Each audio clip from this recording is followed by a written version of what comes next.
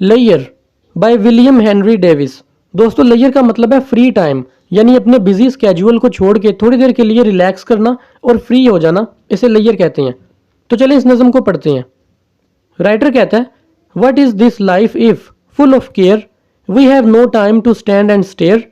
वो कहता है कि हमारी जिंदगी कैसी हो अगर हमारे पास फ्री टाइम ही ना हो, यानी हर वक्त हम किसी ना किसी चीज की केयर में लगे रहें, तो हमारी जिंदगी कैसी होगी। We have no time to stand and stare, यहाँ पे आगे क्वेश्चन मार्क है, यानी वो सवाल पूछ रहा है। वो कहता है कि क्या हमारे पास कोई टाइम नहीं है कि हम थोड़ी देर के लिए रुक जाएं और अपने इर्द गिर्द चीज़ों को देखें। दोस्तों यहाँ पे चीज़ों को देखने का मतलब है नेचर को देखना। जो W H डेविस है वो एक रोमांटिक पोइट है।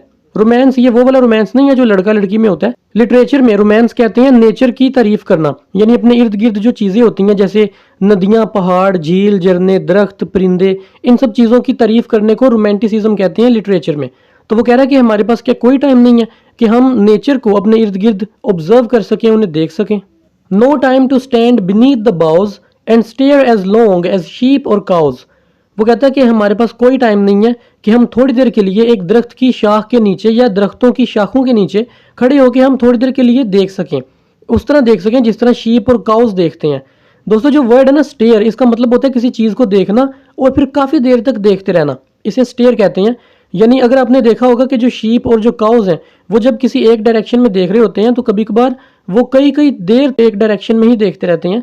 वो राइटर कह रहा है कि क्या हमारे पास टाइम नहीं है कि हम उन शीप और काउज की तरह इस तरह गौर से देख सकें अपने इर्द गिर्द।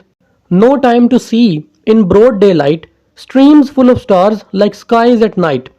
वो कहता है कि हमारे पास कोई टाइम नहीं है कि हम दिन में यानी चमकती हुई धूप में बहते हुए पानी को देख सकें। स्ट्रीम जो है वो नदी को कहते हैं जो बहती है, उसे स्ट्रीम कहते हैं। तो वो कह रहा है फुल ऑफ स्टार्स, यानी ऐसी नदी जो तारों से भरी हो। अब नदी जो है वो तारों से नहीं भरी होती। जब हम दिन में नदी के पानी को बहता हुआ देखते हैं ना, जो कि पहले तो पानी ट्रांसपेरेंट होता है, ऊपर से सूरज की धूप पड़ती है तो उसमें से चमक निकलती है, वो शाइन करता है। तो वो कह रहा है कि क्या हमारे पास उस चमकते हुए बहते हुए पानी को देखने का कोई टाइम नहीं है। उस पानी को देखना ऐसे है जैसे आप रात को सितारों भरा आसमान देखते हैं कि वो इतना चमक रहा होता है पानी। No time to turn at beauty's glance and watch her feet how they can dance. कि हमारे पास कोई टाइम नहीं है कि हम ब्यूटी को यानी खूबसूरती को नाचता हुआ देखें कि किस तरह उसके पाँव मूव करते हैं। दोस्तों यहाँ पे ब्यूटी जो है ना वो नेचर को कहा जा रहा है, क्योंकि रोमांटिक्स जो होते हैं ना, रोमांटिक पोइट्स, उनके लिए नेचर ही ब्यूटी होती है। तो ब्यूटी यहाँ पे नेचर को कहा जा रहा है। लेकिन शायर बता इस तरह रहा है, पढ़ने से ऐसे लगता है जैसे ये किसी लड़की की बात कर रहा है कि हम उसको डांस करते हुए पैरों को देख सकें। असल में जो पैर है ना उनको उनके डांस करने का मतलब है नेचर का बदलना। जैसे मौसम बदलते हैं ना, यानी पहले गर्मी होती है, फिर टर्न आता है, फिर सर्दी आ जाती है, फिर सीजन दोबारा टर्न होता है, फिर बहार, खिजां, बारिशें, इस तरह जो टर्न होता है ना सीजन, उसको असल में पैरों का डांस कह रहा है वो।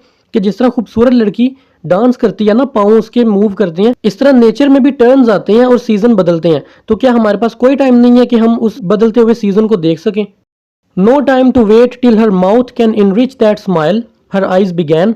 अब यहाँ पे फिर वो ऐसे बता रहे हैं जैसे वो किसी लड़की की बात कर रहा है कि क्या हमारे पास कोई टाइम नहीं है कि हम उस लड़की के चेहरे की मुस्कुराहट देख सकें और उसकी आंखों में खुशी देख सकें। असल में ये बहार की बात कर रहा है कि जब मौसम बदलते हैं, पहले गर्मी फिर सर्दी, जब बहार आती है तो फूल खिलते हैं, तो नेचर जो है वो ऐसे लगता है जैसे हमारे सराउंडिंग में नेचर खुश है, फूल खिल रहे हैं, परिंदे चहचहा रहे हैं। तो इसका ये मतलब है कि हम उसके चेहरे की मुस्कुराहट देख सकें, यानी नेचर में अपने इर्द गिर्द जो फूल खिलते हैं बहार के मौसम में वो खूबसूरती देख सकें। जैसा कि मैंने आपको पहले बताया कि ये एक रोमांटिक पोइट है, और रोमांटिक्स का ये मतलब नहीं होता कि लड़का लड़की का रोमांस, बल्कि ये नेचर की तारीफ करते होते हैं।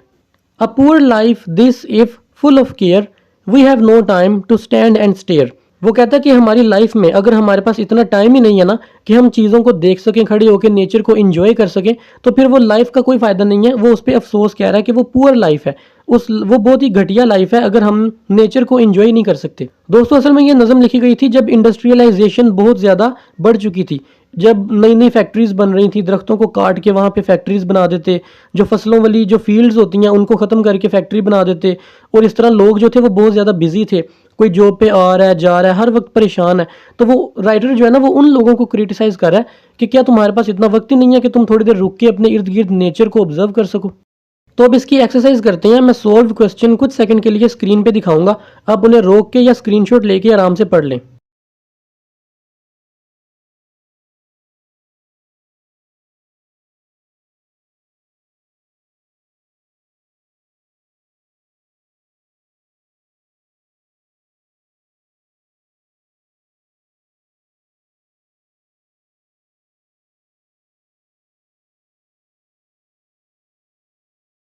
मुझे उम्मीद है आपको वीडियो पसंद आई होगी। अगर आपका कोई सवाल या सजेशन हो आप कमेंट्स में बता सकते हैं।